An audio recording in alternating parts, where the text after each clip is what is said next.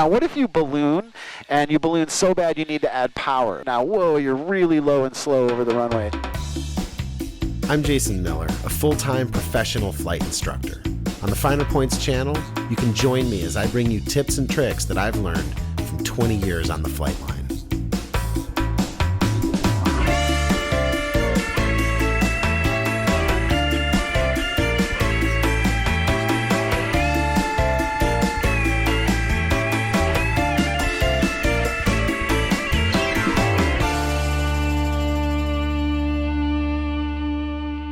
Hello aviators, welcome back to the Finer Points.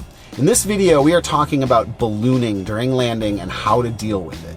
If you pull too hard or too fast during the round out, you can move away from the ground when you're intending to land. A good landing begins with a stabilized approach, right? You've got that aiming point, the one point in your window from which everything else is moving out. And then you've got a reference point to tell you when to round out, right? Like when some point 100 feet in front of that aiming point starts to disappear, you will round out. Now, it's possible you pull too much, and it's possible you pull too fast, or it's possible you have too much energy in the wings. But the idea is that you might balloon, right? So you might actually start to climb away from the ground. And the beginning of knowing if you're ballooning or not is knowing where to look.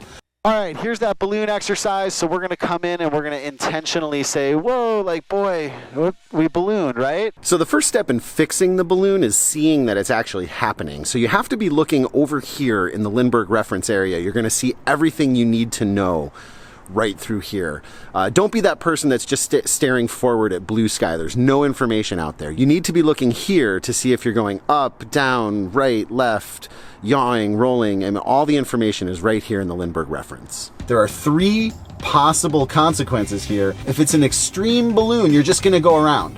The ground's getting out of there, right? Because as you go up, the airplane's slowing down, right? You're losing energy, losing energy, losing energy. If it gets really bad, just go around. Full power right rudder, flaps to 10, pitch for a climb, get some altitude and get away from the ground.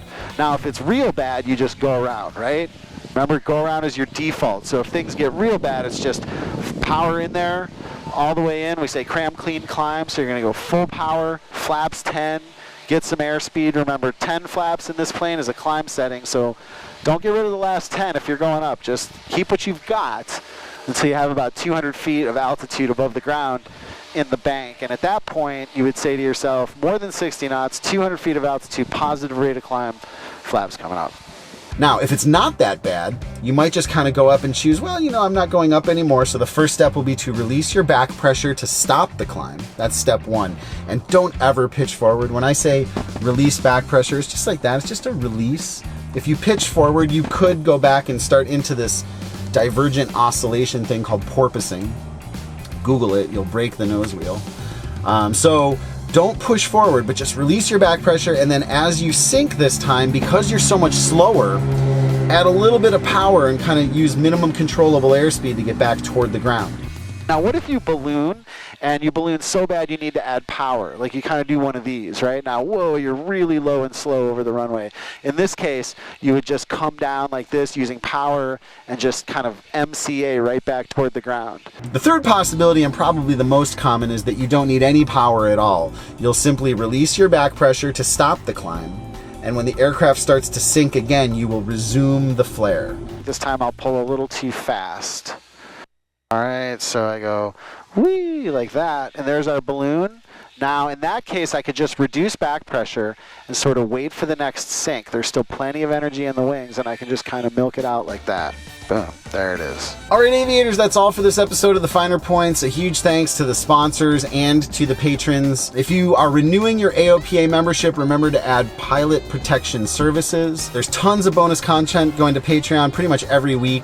There's also a free 3-day trial for our ground school app and a free video available for you at learnthefinerpoints.com. Huge thanks to you, the best fans on the internet, for watching this video. I'm Jason Miller, and until next time, be safe and fly your best.